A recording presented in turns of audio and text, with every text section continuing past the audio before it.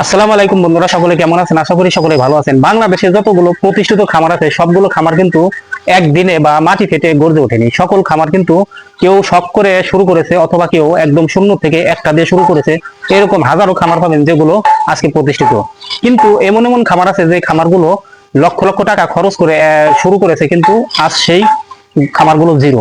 তেমন একটা খামার আজকে আমি এসেছি আমাদের বাড়ি পাশে। এই খামারের মালিক আমার বাসে জামাই। আমি সেই খামারটি আপনাদের সামনে উপস্থাপন করব। এই খামার কিন্তু আজ থেকে ঠিক 12-13 বছর আগে শুরু হয়েছিল। দেখুন খামারের অবস্থা, 13 বছর পরে এই খামারের সমস্ত কিছু কিন্তু ভেঙে গেছে। ঘরের ভিতরে দেখেন আবর্জনা ভরে স্তূপ হয়ে গেছে। খামারের যে এইখানে যে আমি দাঁড়িয়ে আছি, এই প্রত্যেকটা জায়গায় কিন্তু গরু বান্ধা ছিল, আজকে কিন্তু একদমই শূন্য হয়ে গেছে। কিছু গরু আছে না থাকার মতোই। আজ থেকে 13 বছর আগে এই খামারটা কিন্তু 30 লক্ষ টাকা ইনভেস্ট করে আমার ভাতিজি জামাই করেছিল। তাদের খামার দেখে কিন্তু আমি মূলত 5-6 বছর আগে খামার শুরু করেছিলাম একটা গরু দিয়ে। আমার খামারটা মোটামুটি কিন্তু টিকে আছে। আর এই খামারটা দেখুন একদম ভাঙ্গাচোরা জরাজীর্ণ হয়ে গেছে। খামারের এটা যে একটা খামার, এটা এখন ভগ্ন দশা অবস্থা দেখলে বুঝতে পারবেন যে এই খামারের অবস্থাটা কি। 13 বছর পরে এই খামারের কোটি টাকা সম্পদ থাকার কথা, কিন্তু এইখানে আজকে একদম ধুধু মরুভূমি। কয়েকটা গরু আছে, সেই গরুগুলো কিন্তু একদমই জরাজীর্ণ। কিন্তু বাংলাদেশে নাম্বার 1 একটা খামার নাহার ডেরি। সেই নাহার ডেরি কিভাবে শুরু করেছিল ওনার মুখ থেকেই আগে কথাটা শুনি, তারপরে আপনাদের সামনে আরো কিছু কথা বলবো। আমি রিকোয়েস্ট করবো আপনারা আমার ভিডিওটি ধৈর্য সহকারে সম্পূর্ণ ভিডিওটাই দেখবেন। সে যেহেতু তখন পড়ালেখার পাশাপাশি আমরা অনেক দুধ খেতাম, সেই হিসেবে একটা উন্নত জাতের দুইটা গরু কিনলাম। কারণ বাবা ছিল রেলের ইঞ্জিনিয়ার, সেই হিসেবে জায়গা ছিল, এখানে দুইটা গরু পালতাম এবং দুধ নিজেরাও খেতাম, বাইরে আত্মীয় স্বজনকে দিতাম। তখন অনেক মজা লাগতো, ভালো লাগা থেকে ভালোবাসা হয়ে গেছে। আসলে এরকম হাজারো খামার আছে যে খামারগুলো কিন্তু শখ করে, শখের বসে অথবা একদমই শূন্য লেভেল থেকে একটা দেশি গরু দিয়ে শুরু করে অনেক বড় বড় খামার কিন্তু প্রতিষ্ঠিত হয়েছে। আমার খামারটাও কিন্তু সেরকম করেই ছিল, এখনো কিন্তু টিকে আছে এবং ইনশাল্লাহ টিকে থাকবো। এই ভিডিওটা করার উদ্দেশ্য হচ্ছে যারা প্রবাসী ভাই আছেন, অনেক প্রবাসী ভাই বিদেশ থেকে অনেক টাকা ইনকাম করে এসে এই ধরনের বড় একটা খামার একবারে টাকা ইনভেস্ট করে করেন, তাদের কিন্তু ভুল, চরম ভুল। এরকম দশা কিন্তু আপনারও হতে পারে। এই খামার মালিক এখনো টিকে আছে কারণ সে কন্ট্রাক্টারি ব্যবসা করে, ভালো টাকা ইনকাম করে। এর জন্যই সে কিন্তু এখানে 25 লক্ষ টাকা ইনভেস্ট করেছিল। গরু পালন সম্পর্কে কিন্তু কোনো ধারণা না নিয়েই, গরু পালন সম্পর্কে কোনো তথ্য বা কোনো ট্রেনিং, কোনো প্রকার কোনো কিছু না নিয়ে কিন্তু এই খামারটা করেছিল। 30 লক্ষ টাকা যখন ইনভেস্ট করে তখন এই খামার কিন্তু গরু দ্বারা পরিপূর্ণ ছিল। এই ঘরটা করতে লাগছিল 5 লক্ষ টাকা আরো 13 বছর আগে। আর গরু কিনেছিল বাকি টাকা, গরু কিন্তু একদম ভরা ছিল। আর শুরুতেই কিন্তু তারা একটা লোক রেখে এই খামারটা শুরু করেছিল। বাড়ির লোকজন তেমন এইখানে সময় দিতে পারতো না, কারণ তারা কন্ট্রাক্টারি কাজ করে। সেই জন্যই বলতেছি যারা খামার শুরু করবেন, এই বড় টাকা ইনভেস্ট করবেন, তারা কখনো একবারে টাকা ইনভেস্ট করেন না। আর শুরুতেই কোনো লোক দিয়ে খামার পরিচালনা করেন না। নিজের আগে গরু পালন সম্পর্কে জানুন। আপনি হয়তো 6 মাসের একটা ট্রেনিং নিলেন কাগজে কলমে, আপনার কোনো বাস্তব অভিজ্ঞতা নাই। সেই ধরনের এই কাগজে কলমে একটা ট্রেনিং নিয়ে এসে যদি আপনি এত বড় একটা প্রজেক্ট হাতে নেন, তাহলে কোনোদিন আপনি সফল হতে পারবেন না। আপনি না হাড্ডির কথাই ভাবুন। মাত্র শখ করে একটা গরু দিয়ে শুরু করে আজকে তার শত শত খামার, বিশাল বড় প্রজেক্ট। এটা সম্ভব হয়েছে সে কিন্তু শুরুতেই শখ করে করেছিল, দেখছে যে যখন দেখছে যে আসলে ডেভেলপ করা যায়, এখানে লাভ আছে এবং তারা কিন্তু শিক্ষিত। সেজন্য এই ফার্মিং সেক্টরে টাকা ইনভেস্ট করলে এখান থেকে টাকা বের করা যায়, কিন্তু একটু বুদ্ধি খাটিয়ে করতে হয়। আমাকে হয়তো আপনারা অনেকে পণ্ডিত ভাবেন, কিন্তু আমি বাস্তব কথাগুলোই কিন্তু আপনাদের সামনে তুলে দিতেছি। এই খামারটার অবস্থা, বর্তমান অবস্থায় দেখুন।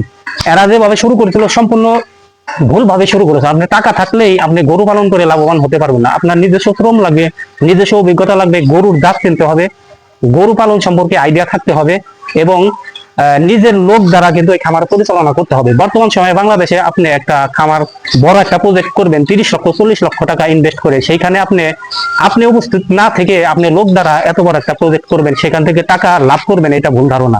পরিশেষে কিন্তু আপনার এরকম অবস্থা হবে, এটা কোনো কাজে আসবে না। বর্তমানে যে কটা গরু এখানে টিকে আছে, সব গরু এবারে যে মুরব্বী আছে সে কিন্তু দেখাশোনা করে। এর জন্যই কিন্তু এই খামারটা এখনো কিছুটা কয়েকটা গরু কিন্তু আছে। এরা জাত মান বা গরু আধুনিক চিকিৎসা পদ্ধতি কোনো কিছুই কিন্তু এই খামারে কোনোদিনও গ্রহণ করে নাই, কারণ তাদের টাকা আছে, খামার করছে। প্রবাসী ভাইয়েরা আপনারা সাবধান হয়ে যান। আপনারা যখন 5 লক্ষ টাকা ইনভেস্ট করবেন, বুঝে শুনে করবেন। আপনি 2.5 লক্ষ টাকা ইনভেস্ট করুন গরু পালনে, 2.5 লক্ষ টাকা আপনার নিজের কাছে রাখুন। হয়তোবা আপনার দেখা গেল গরু পালনে লস, মানে শুট করলো না। আপনি একটা গরু দিয়ে শুরু করছেন, আপনি কপালে শুট করলো না, বা আপনি গরু পালন সম্পর্কে ততটা অভিজ্ঞ না, আপনার 2.5 লক্ষ টাকার উপর দিয়ে যাবে। আপনি যদি এককালীন 5 লক্ষ টাকা ইনভেস্ট করেন, তাহলে কিন্তু আপনি এখান থেকে কোনোভাবেই লাভবান হতে পারবেন না। আমার অনুরোধ থাকবে প্রবাসী ভাইদের প্রতি বিশেষ করে অনুরোধ, যারা এরকম প্রজেক্ট করবেন, শুরুতে আহামরি এত বড় প্রজেক্ট করবেন না। শুরুতে আপনারা যুব উন্নয়ন থেকে হোক, যে কোনো জায়গা থেকে কাগজে কলমে প্রশিক্ষণ নেবেন, পাশাপাশি বাড়িতে 2টা বা 1টা গরু কিনে ওইদিকে কাগজে কলমে, এইদিকে আপনার বাস্তব অভিজ্ঞতা, দুটাই কিন্তু অর্জন করবেন। আমি এখন যেভাবে করতেছি ঠিক এই একই নিয়মে আপনারা যদি করেন, তাহলে কিন্তু এখান থেকে লস হওয়ার কোনো সম্ভাবনা নেই। আমি খামার করে দেখেছি যে আসলে এইখান থেকে ভালো একটা টাকা কিন্তু ইনকাম করা যায় এবং ভালো লাভ হয়। সেটা আমাদের বোঝার ভুলের কারণে আমরা এককালীন টাকা ইনভেস্ট করি, এককালীন দূর থেকে গাড়ি কিনে নিয়ে আসি, অথবা বড় ধরনের কোনো সার কিনে নিয়ে আসি না বুঝে। কিন্তু আমরা যদি অল্প টাকা ইনভেস্ট করে এইখানে বেশি করে শ্রম দিতে পারি এবং ধাপে ধাপে যদি আমরা টাকাগুলো এখানে ইনভেস্ট করি, অবশ্যই এখান থেকে লাভ করা সম্ভব এবং এখান থেকে প্রফিট বের করা সম্ভব। আমার আজকের ভিডিওটা শুধুমাত্র যারা বড় খামার করতে চাচ্ছেন, বড় ধরনের প্রজেক্ট করতে চাচ্ছেন, তাদেরকে সতর্ক করার জন্যই।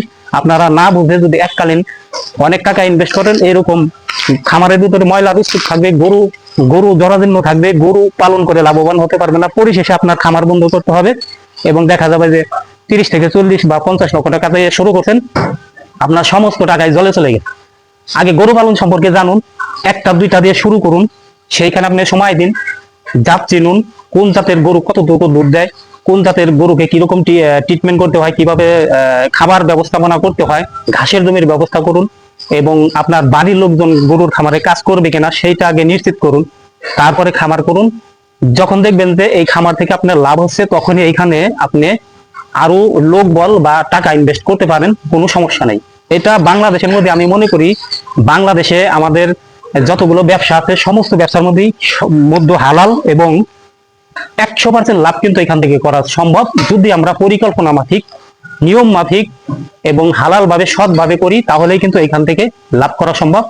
অন্যথায় আপনি লক্ষ লক্ষ টাকা খরচ করেও, কোটি টাকা খরচ করেও লাভবান হতে পারবেন না। আপনি দূর থেকে গাভী কিনে নিয়ে আসবেন, এনে আপনার খামারে তুলবেন, আপনার কোনো প্রশিক্ষণ নাই, আপনার 2টা লোক দিয়ে দিলেন, দেখবেন যতক্ষণ আপনার টাকা আছে ততক্ষণ খামার আছে, তারপরে আস্তে আস্তে লোকও থাকবে না, গরুও থাকবে না, আপনার খামারটা এরকম ভগ্নদশা হয়ে যাবে। সবাই সতর্ক হন, গরু পালন সম্পর্কে জানুন, আস্তে আস্তে আপনাদের পরিকল্পনা অনুযায়ী গরু আপনার খামারে তুলুন, ছোট করে শুরু করুন।